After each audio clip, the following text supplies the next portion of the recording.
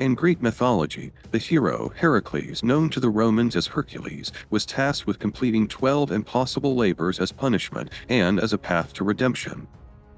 These labors were imposed on him by King Eurystheus of Tiryns, who hoped they would be so difficult that Heracles would fail and perish.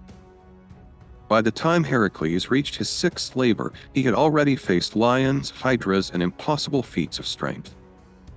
But this time, his challenge would take him to a swampy and treacherous region of Arcadia, where he encountered one of his strangest enemies, the Stymphalian birds.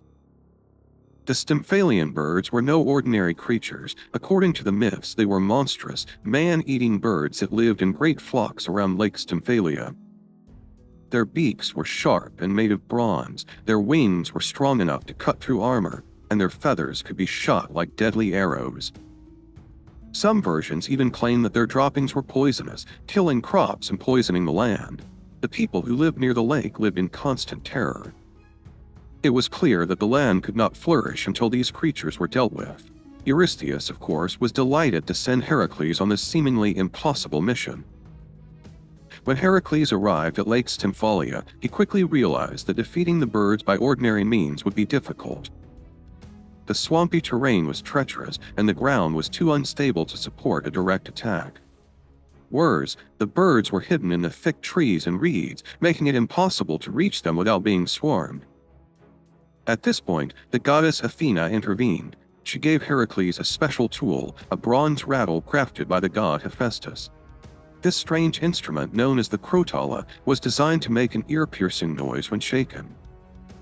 Heracles climbed to a high point overlooking the lake and shook the rattle with all his strength. The noise was deafening, and it terrified the birds, forcing them to rise into the sky in great flocks. Once they were airborne, Heracles seized his bow and arrows, some tipped with the poisonous blood of the hydra he had slain in an earlier labor. He shot many of the birds down. The survivors, frightened and wounded, fled the region and never returned. With the land freed from their terror, Heracles had once again triumphed. He brought news of his victory back to King Eurystheus, who, as always, was displeased that the hero had succeeded yet again. But the people of Arcadia were finally safe, and Heracles had proven once more that his courage and resourcefulness were as great as his strength.